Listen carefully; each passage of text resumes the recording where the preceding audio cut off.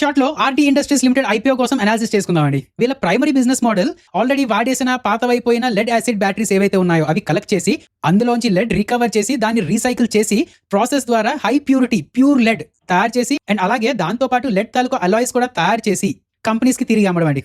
ఇప్పుడు EV electrification అని, backup solutions అని, సోలార్ సెటప్స్ అని, టెలికామ్ సెక్టర్స్ అని, ఎలక్ట్రికల్ వెహికల్స్ అని వీటి అన్నిట్లో బ్యాటరీస్ తాలూకు యూసేజ్ బాగా ఎక్కువ ఉన్నది కదా.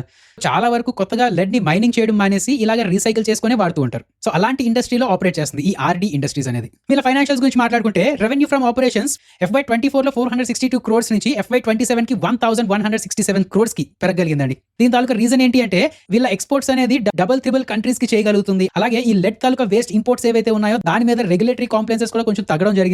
సో అందుకు వీళ్ళు ఎక్కువ లెడ్ అనేది రీసైకిల్ చేయగలుగుతున్నారండి. సో అలాగే వీళ్ళ దగ్గర కెపాసిటీ కూడా ఎక్కువే ఉన్నది కాబట్టి ఎంత వస్తే అంత రీసైకిల్ చేయగలుగుతారు.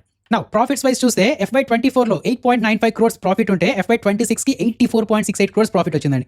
సో 207% CAGR తో గ్రో అయిందనమాట. చెప్పాం కదా, ఆపరేషనల్ కెపాసిటీ ఆల్రెడీ ఎక్కువే ఉన్నది. సో రెవెన్యూ పెరుగుతున్నప్పుడు ప్రాఫిట్స్ వాటంతటా అవి బాగా ఎక్కువగా పెరిగిపోయాయండి. వీళ్ళు రేస్ చేయడం కూడా 425 crores రేస్ చేస్తున్నారు. ఇందులో ఫ్రెష్ ఇష్యూ ఆల్మోస్ట్ లైక్ 75% ఉన్నదండి. ఓకే కదా. నౌ వీళ్ళ తాలూకా వాల్యుయేషన్ పరంగా చెప్పాలి అంటే వీళ్ళు అడుగుతున్న PE అయితే 19.7 times అండి.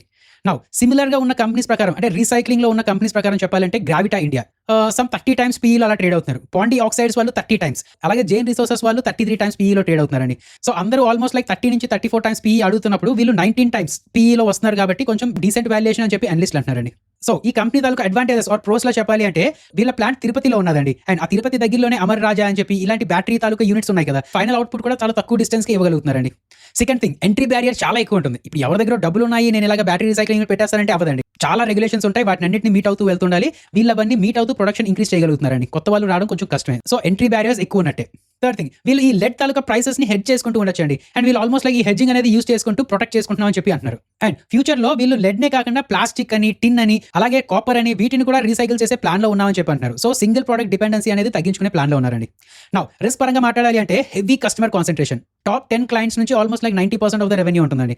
Second, raw material sourcing risk. ఈ స్క్రాప్ లో ఆల్మోస్ట్ లైక్ 65% ఇంపోర్ట్ చేసుకుంటున్నారండి. సో ఇంపోర్ట్ చేసుకునే కంట్రీస్ లో ఏమైనా ప్రాబ్లమ్స్ వచ్చినా లేదంటే ఆ రా మెటీరియల్ సోర్సింగ్ లో ఏమైనా ప్రాబ్లమ్ వచ్చినా వీళ్ళకి ఇబ్బంది అయ్యే ఛాన్సెస్ ఉంటాయి. థర్డ్ థింగ్, వీళ్ళవి కొన్ని మర్జర్స్ అని, కన్సాలిడేషన్ అని ఇవి కొంచెం ప్రాబ్లమ్ లో ఉన్నాయండి. సో అవన్నీ ప్రాసెస్ లో ఉన్నాయి, బట్ అక్కడ నుంచి ఎలాంటి అవుట్పుట్ వస్తుంది ఏంటి అనేది చూసుకుంటూ ఉండాలి. ఓకే కదా. సో నేను చెప్పేది ఏంటంటే ఈ RD industries extraordinary financial compounding అయితే చేసుకుంటూ వచ్చింది. రిటర్న్ ఆన్ ఈక్విటీ కూడా 57% లెవెల్స్ లో ఉన్నదండి. హెడ్జింగ్ కూడా బాగానే చేసుకుంటూ వస్తున్నారు. అలాగే ఈ ఫ్రెష్ ఇష్యూ ఏదైతే ఉన్నదో దీని ద్వారా డెట్ కూడా కొంచెం తగ్గించుకొని debt to equity ratio almost like 0.35 times కి తెచ్చుకుంటామంటున్నారు. అయితే ఈ మెటల్ సెక్టర్ అని, స్క్రాప్ సెక్టర్ అని, రీసైక్లింగ్ అని ఇవన్నీ ఆల్మోస్ట్ లైక్ ఎకానమీ సైకిల్స్ అని లేదంటే కమోడిటీ సైకిల్స్ అని వీటి మీద డిపెండ్ అవుతూ ఉంటుందండి. సో అవన్నీ మీకు ప్రాపర్ గా అర్థమైతే మాత్రం మీరు అనాలిసిస్ చేసుకోవచ్చు. ఇలాంటి మరిన్ని వీడియోస్ చూస్తూ ఉండడానికి మన రూపాయి తెలుగు సబ్స్క్రైబ్ చేసుకొని నోటిఫికేషన్స్ ఆన్ లో పెట్టుకోండి.